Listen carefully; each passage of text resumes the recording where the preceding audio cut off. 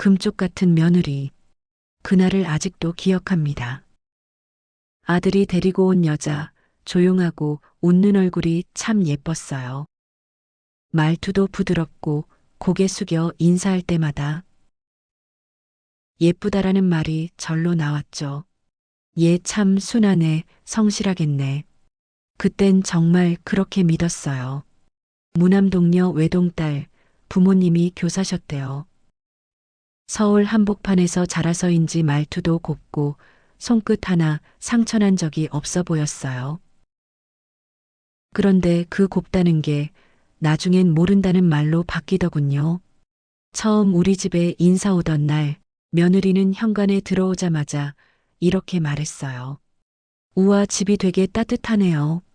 바닥 난방이 진짜 잘 돼요. 그 한마디에 나도 웃었죠. 그런데 그때 생각했어요. 아, 얘는 말이 너무 솔직하구나. 사려 깊다는 말은 못 듣겠네. 식탁에 앉아 밥을 먹을 때도 어머님, 이 김치 진짜 맛있어요. 어디서 사셨어요? 그 말에 나도 모르게 젓가락을 멈췄어요.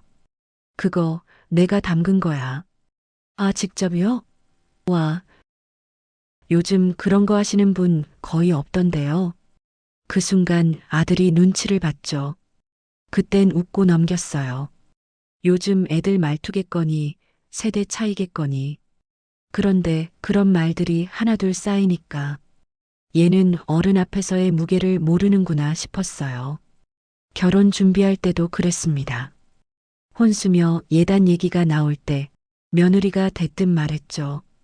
저희는 그냥 실속 있게 하려 해요. 요즘 누가 금반지 세트해요?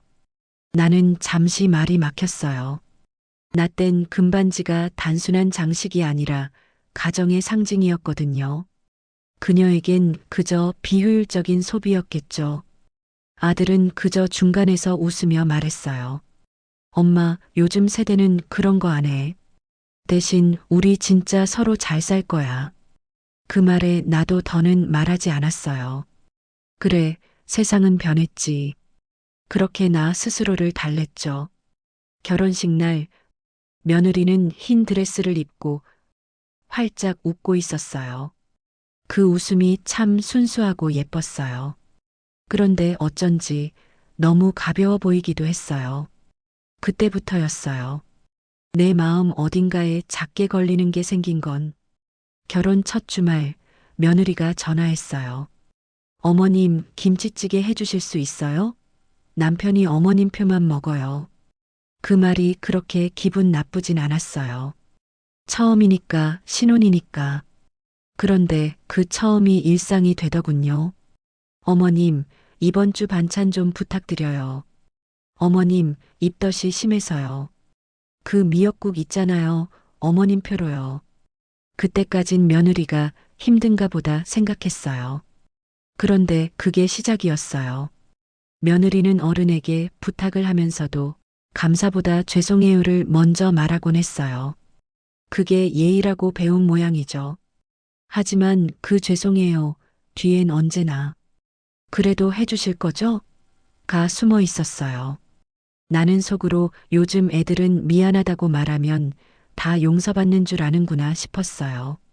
말은 공손하지만 마음의 무게를 모르는 사람. 그게 내 며느리였죠. 아침 일찍부터 며느리에게 전화가 옵니다. 어머님, 오늘 병원 좀 같이 가주실 수 있을까요? 아니, 아들은? 회사요. 중요한 회의라서요. 저 혼자는 무서워서 못 가요. 그날 이후로 병원, 장보기, 청소, 반찬. 며느리의 입에서는 죄송해요와 어머님밖에 없어요만 나왔어요. 처음엔 도와주는 게 기뻤어요. 그런데 어느 순간부터 도움이 아니라 의무가 되어 있더군요. 저도 사람인데 어느 날은 너무 지쳤어요. 얘야, 너도 이제 좀 혼자 해봐야지. 그랬더니 며느리가 울더군요. 어머님은 저 싫으시죠? 그 한마디에 또 마음이 약해져서 손에 물 마를 날이 없었어요. 손주가 태어나고 나서는 더했죠. 어머님, 애 좀 봐주세요. 어머님, 오늘도 남편이 회사 늦는데요. 며느리의 하루는 늘 힘들었고 내 하루는 늘 바빴어요. 나는 그렇게 내 몸보다 며느리의 일정을 먼저 생각하는 사람이 돼 있더군요. 어느 날 거울 속 내 얼굴을 봤어요. 손목엔 파스, 눈 밑엔 그늘, 입술은 말라 있었죠. 이러다 내가 먼저 쓰러지겠구나. 그날 밤 처음으로 며느리의 전화를 받지 않았습니다. 며느리는 다음날 울면서 찾아왔어요. 어머님, 저 뭐 잘못했어요? 그 말을 듣는데 이상하게 가슴이 시렸어요. 얘는 내가 없으면 아무것도 못하는구나. 그리고 그건 나한테도 고통이었어요. 그날 저는 짐을 쌌습니다. 얘야, 나 좀 쉬다 올게. 며느리는 당황했죠. 어머님, 어디 가세요? 그냥 나 좀 살고 싶어서. 그렇게 저는 시골 작은 전원주택으로 내려왔습니다. 아침엔 새소리가 들리고, 점심엔 햇살이 창문을 타고 들어오고, 밤엔 아무 소리도 없이 고요했어요.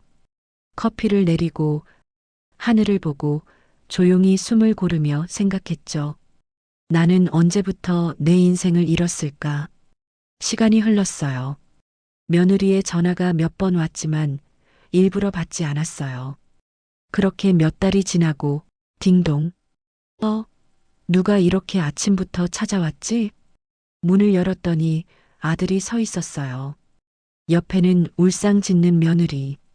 엄마, 우리 좀 도와줘요. 왜? 공과금도 밀리고 나도 야근에 애엄마가 너무 힘들어해요. 어머님, 다시 오시면 안 될까요? 그 말에 저는 미소를 지었습니다. 그래, 그럼 이번엔 내 방식으로 도와줄게. 며느리 교육 프로젝트 1단계 반찬 퀘스트. 며느리가 말했어요. 어머님, 지난번처럼 반찬 좀 해주세요. 그래, 이번엔 같이 해보자. 저요? 요리 진짜 못하는데. 괜찮아. 나도 예전엔 못했어. 그렇게 며느리를 부엌에 세워뒀어요. 손에 물 묻히는 걸 싫어하던 그 며느리. 처음엔 소금인지 설탕인지도 몰랐죠. 얘야, 이건 설탕이고 저건 내 인생의 짠맛이야. 네. 넌 지금 그걸 배우는 중이야. 그날 며느리는 하루 종일 부엌에서 김치찌개를 끓였습니다. 볼멘 소리도 하고 힘들어했지만 힘들지? 다시 돌아가련? 이 한마디면 괜찮아요. 하면서 제 눈치를 봤죠. 전 아쉬울 게 없으니까요. 길어지는 요리 시간, 늘지 않는 요리 실력. 어머님, 전 왜 이렇게 못할까요? 이제 알겠지? 내가 그동안 왜 힘들었는지. 그날 이후로 반찬 퀘스트는 매주 계속됐습니다.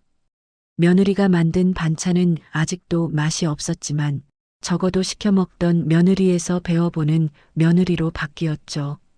며느리 교육 프로젝트 2단계 진짜 육아. 며느리가 또 전화했어요. 어머님, 저 잠깐 내일 좀 다녀와도 돼요? 애 좀 봐주세요. 그래, 나도 약속 있어. 어머님이요? 누구랑요? 내 친구들이랑. 내 시어머니도 사람이다, 알겠니?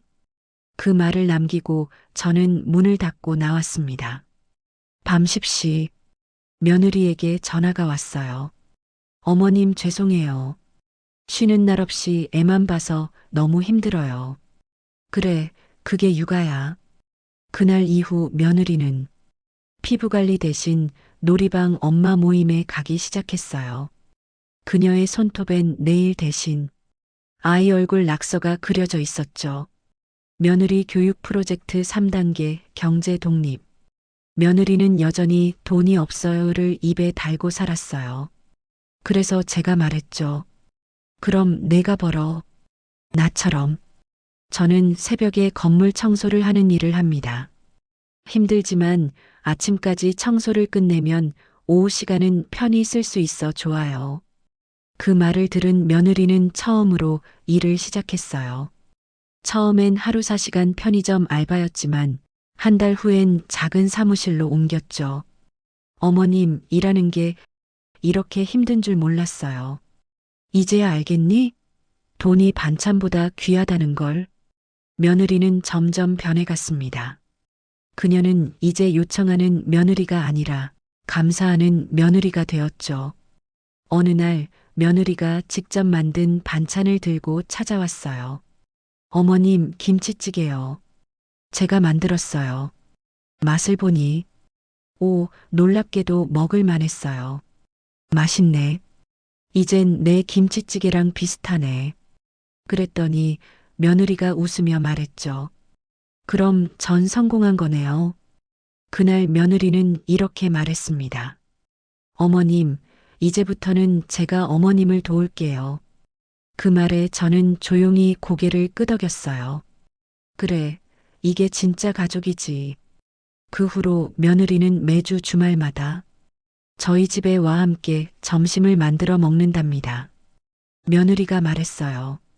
어머님, 제가 어머님처럼 되고 싶어요. 그 말에 나는 웃었죠. 그럴 필요 없어. 너는 너답게 살아. 그게 제일 멋진 거야. 이제 나는 압니다. 가족이라는 건 누가 희생하느냐의 싸움이 아니라 서로의 삶을 존중해주는 연습이라는 걸요. 나는 더 이상 며느리의 그림자도 누군가의 뒤치다꺼리도 아닙니다. 나는 나로서 다시 태어났고 그 속에서 며느리도 어른이 되었습니다. 이제 나는 웃습니다. 그래, 인생의 두 번째 봄이 시작됐구나. 며느리 때문에 힘들던 시절도 있었지만 결국 며느리 덕분에 내 마음도 자랐어요. 착한 얼굴보다 더 귀한 건 진심 어린 변화였다는 걸. 남의 집 귀한 자식이지만 엄마로서, 부인으로서 책임져야 할 의무가 있다는 걸. 그 아이도 이제 알았겠죠. 이제는 나도, 그 애도 서로에게 금쪽 같은 사람이 되었네요. 며느라, 너도 20년 후쯤 꼭 너 같은 며느리 얻길 바란다. 금쪽 같은 시어머니가